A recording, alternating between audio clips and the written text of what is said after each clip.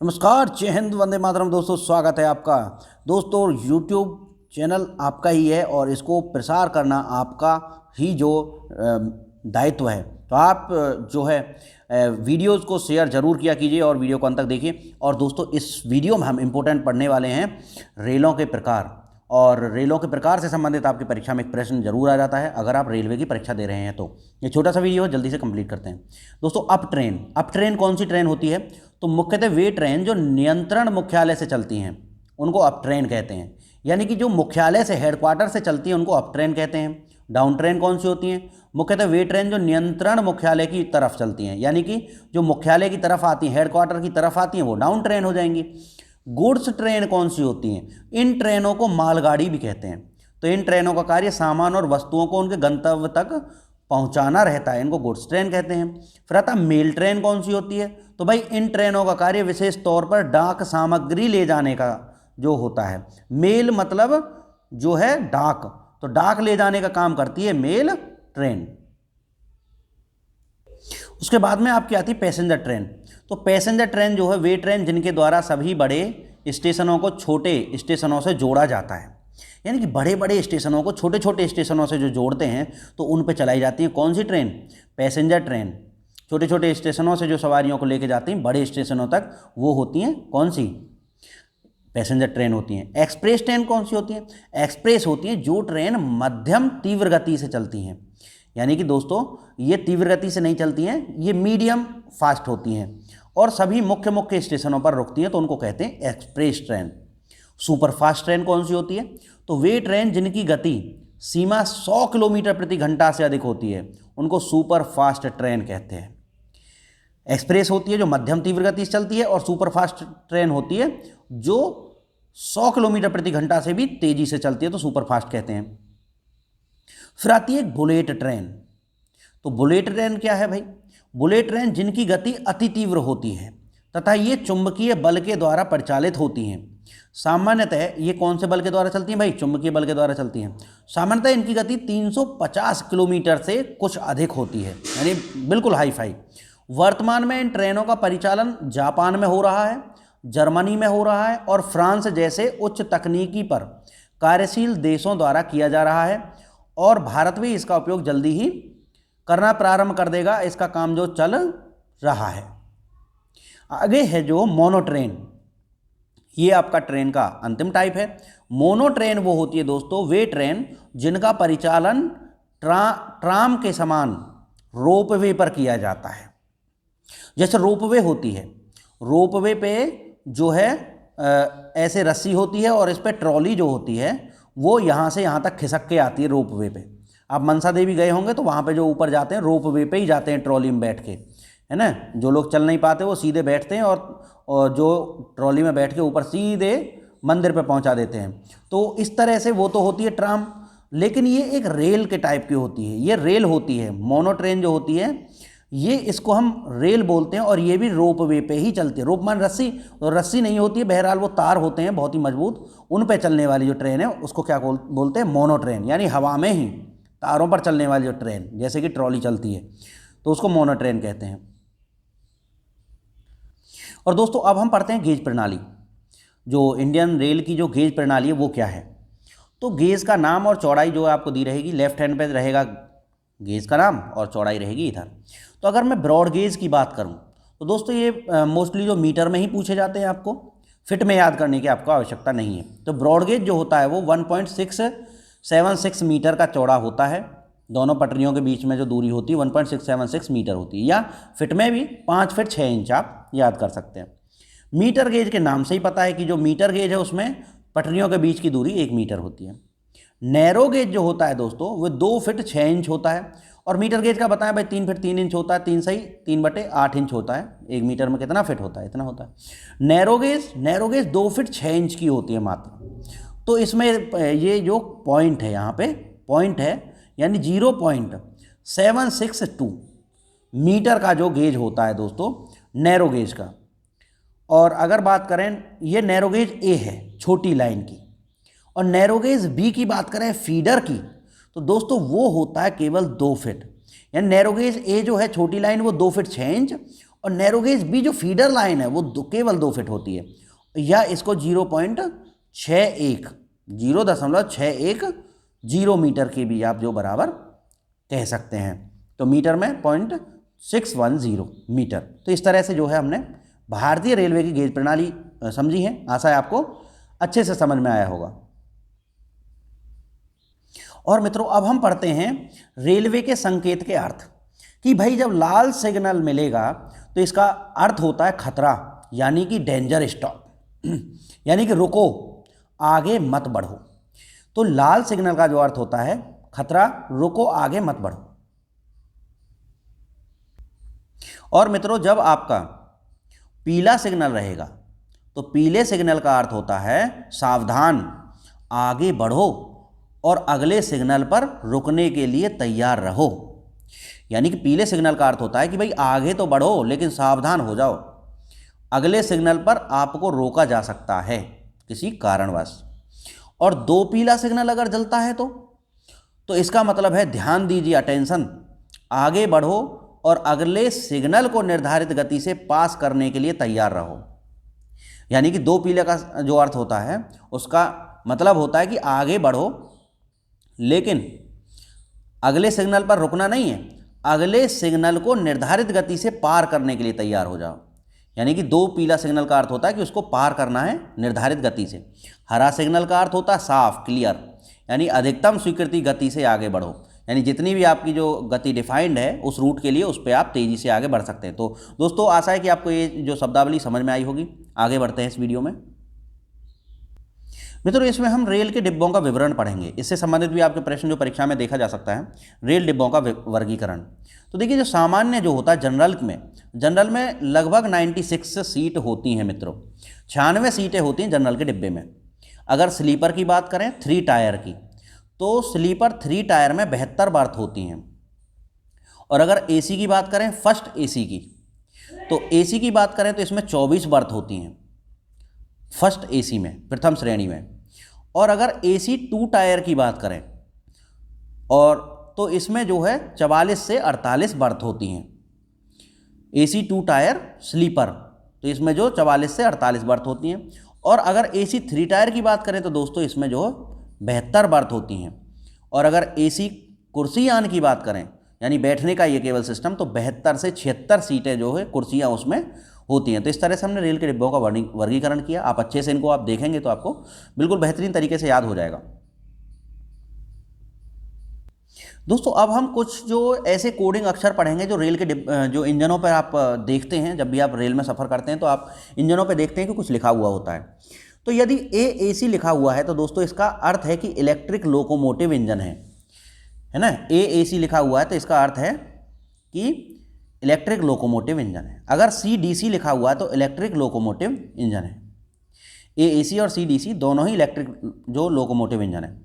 अगर D लिखा हुआ है तो दोस्तों ये फिर डीजल लोकोमोटिव इंजन है। D का अर्थ हो गया डीजल लोकोमोटिव इंजन। A और C आपके दोनों इलेक्ट्रिक हो गए। CAAC लिखा है और DC लिखा है तो इसका अर्थ होता है कि इलेक्ट्रिक लोकोमोटिव। और केवल D लिखा है तो डीजल लोकोमोटिव। W अगर लिखा है तो दोस्तों ये W का अर्थ होता है ब्रॉड गेज। और Y अगर लिखा है तो मीटर गेज। और Z/N लिखा है तो ये नैरो गेज का द्योतक होता है।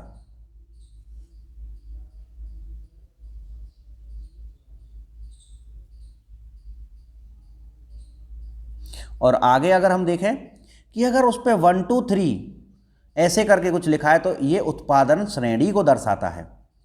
अगर P लिखा हुआ है तो पैसेंजर को दर्शाता है, G लिखा हुआ है तो गुड्स को, और M लिखा हुआ है तो mix service, passenger plus goods दोनों मिक्स। और S लिखा हुआ है तो दोस्तों S का अर्थ होता है रेलवे से संबंधित शंटिंग। S का मतलब शंटिंग। तो इंजन का पहला नाम का अक्षर ये गेज का प्रकार दर्शाता है।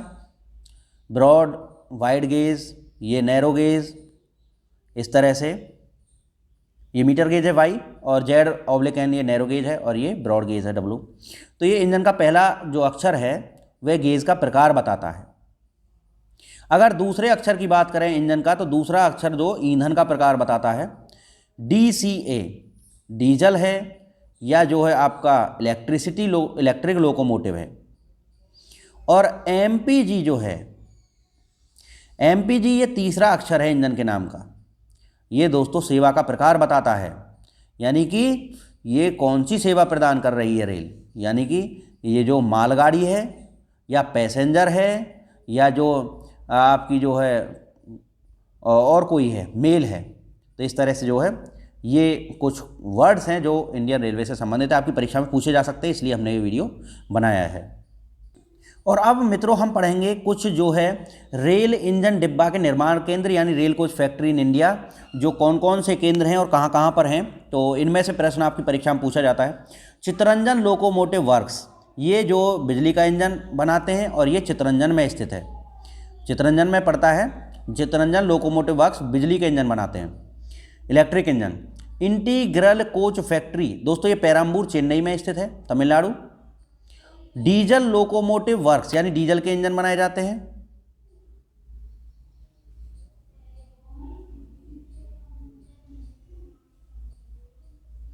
ये जो है इसमें डीजल लोकोमोटिव वर्क्स में जो है डीजल के इंजन बनाए जाते हैं, ये वाराणसी में स्थित है।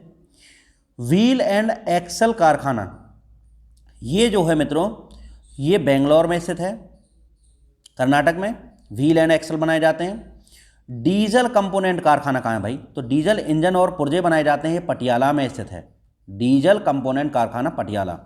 और रेल कोच फैक्ट्री ये कपूरथला पंजाब में स्थित है। जैसप एंड कंपनी लिमिटेड जो है दोस्तों ये कोलकाता में स्थित है। जैसप एंड कंपनी आप अगर परीक्षा में पूछा जाता है तो आप कोलकाता लगाएंगे। भारत अर्थ मूवर्स लिमिटेड, भाई भारत अर्थ मूवर्स लिमिटेड जो है ये क्या है, बेंगलोर में स्थित है। भारत अर्थ मूवर्स लिमिटेड जो है बेंगलोर में स्थित है। और आगे जो है डीजल लोकोमोटिव कंपनी, अगर ये नाम से पूछा जाता है डीजल लोकोमोटिव कंपनी के नाम से, तो दोस्तों ये जमशेदपुर में स्थित है। तो इस तरह से जो है रेल के डिब्बा बनाने वाले केंद्र हमने इसमें बहुत आसानी से बहुत ही जल्दी से पढ़ लिए हैं।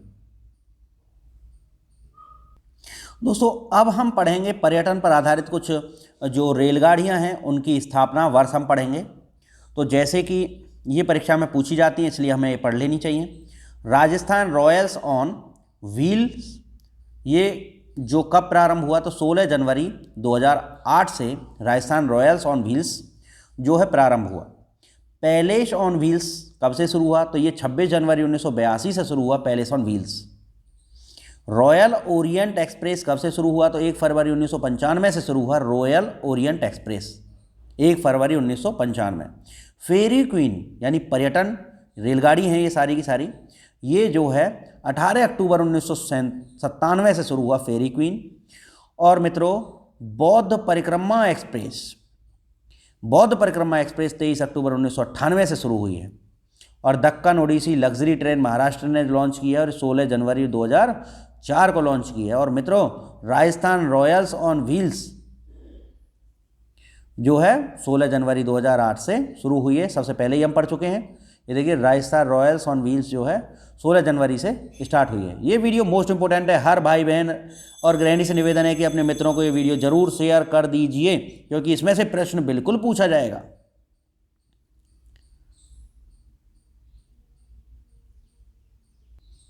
मित्रों रेलवे में कुछ जो दिनों के कोड अंकित किए जाते हैं तो वो नॉर्मल ही हैं बिल्कुल, जैसे आप रीडिंग में पढ़ते हैं। सोमवार को 1 से दर्शाते हैं, मंगलवार को 2 से, और बुधवार को 3 से, और बृहस्पतिवार को 4 से, शुक्रवार को 5 से, और शनिवार को 6 से, और रविवार को आप 7 से जो डिनोट करते हैं। ये रेलवे के दिन की कोडिंग की जाती है, नॉर्मल वही है।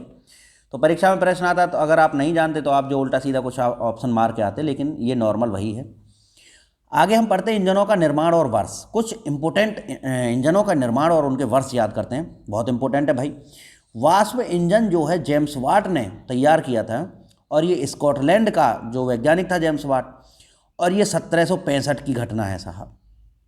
ये जो है 1765 में स्कॉटलैंड के निवासी जेम्स वाट ने भाप के इंजन का जो आविष्कार किया। आप अतिथि जो वर्ष याद कर लीजिए 1765।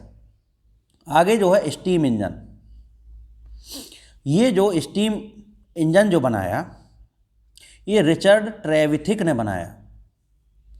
अगर वास्प इंजन के नाम से आता है तो जेम्स वाट आप 1765 लगाएंगे, और अगर स्टीम इंजन के अगर आता है तो उसको रिचर्ड ट्रेविथिक लगाएंगे, और ये इंग्लैंड का था। और 1804 ईस्वी में ये इसने जो इजाद किया था, 1804 ईस्वी में जो रिचर्ड ट्रेविथिक ने स्टीम इंजन का जो है आविष्कार किया। आगे बात करते हैं तो डीजल इंजन की, और डीजल इंजन को जो रूडोल्फ डीजल ने तैयार किया जर्मनी में 1895 में। तो ये जो है इस तरह से इंजनों के आविष्कार और जो है निर्माण वर्ष हमने याद किए।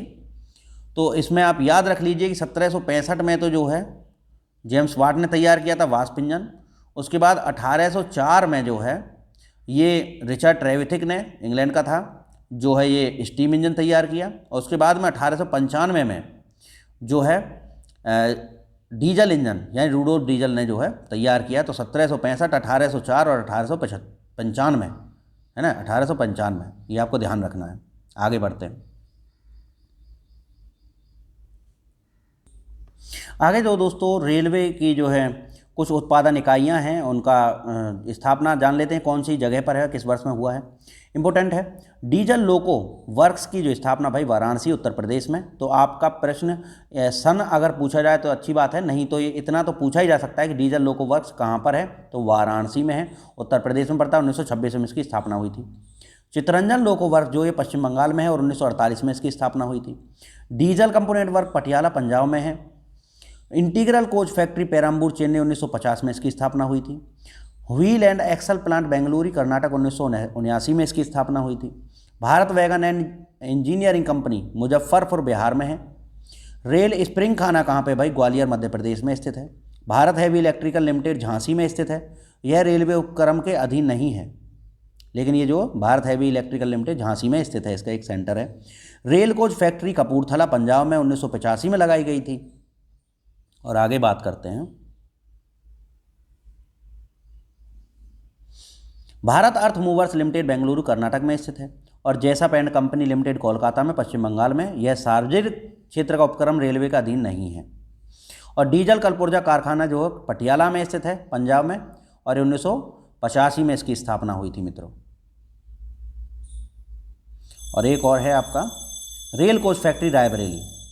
रेल कोच फैक्ट्री रायबरेली जो है यह यूपी में स्थित है। और जो है सन 2008 में ये जो प्रस्तावित रही है, तो रेल कोच फैक्ट्री जो रायबरेली। इस तरह से जो दोस्तों हमने काफ़ी इंपॉर्टेंट क्वेश्चंस किए हैं, और देखते हैं कुछ इंपॉर्टेंट क्वेश्चंस। इस पार्ट में जो हम पढ़ रहे हैं दोस्तों, इसमें भारतीय रेल के लिए महत्वपूर्ण विभिन्न वर्ष, यानी कौन कौन से इंपॉर्टेंट वर्ष जो भारतीय रेलवे के इतिहास में रहे हैं उनको हम पढ़ते हैं। जैसे कि 1953 है, तो 1953 जो मनाया गया है ये रेलवे शताब्दी वर्ष मनाया गया है। 1995 की अगर हम बात करें तो ये रेल उपभोक्ता वर्ष के जो है नाम से मनाया गया है। तो 1995 किसके नाम से, जो रेल उपभोक्ता वर्ष के नाम से मनाया गया है। अगस्त 1997 से जुलाई 1998 तक स्वच्छता वर्ष भारतीय रेलवे ने मनाया, क्लीनिंग ईयर। और 1995 में जो है रेल कंज्यूमर ईयर मनाया, 97 में क्लीनिंग ईयर मनाया। 1999 और 2007 साल में ईस्वी में जो यात्री वर्ष मनाया, पैसेंजर ईयर, 1999 2000 में। और 2002 से 2003 यात्री सुविधा वर्ष मनाया, और भारतीय रेल का 150वां गौरवपूर्ण वर्ष मनाया। 2002-2003 में 150वां गौरवपूर्ण दिवस मनाया, यात्री सुविधा वर्ष मनाया 2003-2002 को। उसके बाद में 2003-2004 को जो ग्राहक संतुष्टि वर्ष मनाया, कस्टमर सेटिस्फैक्शन ईयर, ये 2003-2004 में मनाया।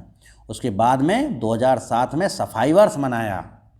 तो इस तरह से जो हमने भारतीय रेल से संबंधित महत्वपूर्ण वर्ष भी जो क्लियर कर लिए हैं भाई, फिर से एक बार रिवीजन कर लेते हैं। 1995 में रेल उपभोक्ता वर्ष मनाया, और 1997-98 में स्वच्छता वर्ष मनाया, 1999-2000 में यात्री वर्ष मनाया, और 2003-2002 में यात्री सुविधा वर्ष और भारतीय रेल का 150वां गौरवपूर्ण वर्ष मनाया, और 2003-2004 में ग्राहक संतुष्टि वर्ष, और 2007 में सफाई वर्ष मनाया। आशा है कि आपको ये याद हो गए होंगे।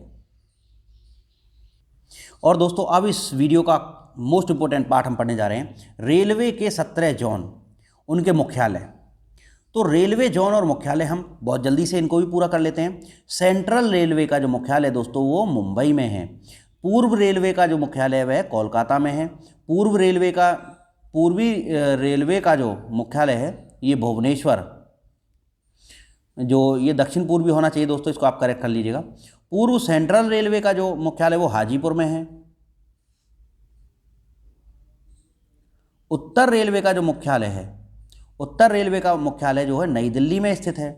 और उत्तर सेंट्रल रेलवे का जो मुख्यालय है वह इलाहाबाद में स्थित है। उत्तर पूर्व रेलवे का मुख्यालय गोरखपुर में स्थित है। और उत्तर पूर्व फ्रंटियर रेलवे का जो मुख्यालय है मालेगांव गुवाहाटी में, मालेगांव नहीं मालीगांव गुवाहाटी में है उत्तर पूर्व फ्रंटियर रेलवे का मुख्यालय। और उत्तर पश्चिम रेलवे का मुख्यालय भाई ये जो आपका जयपुर में है। और दक्षिण रेलवे का जो मुख्यालय है चेन्नई में है।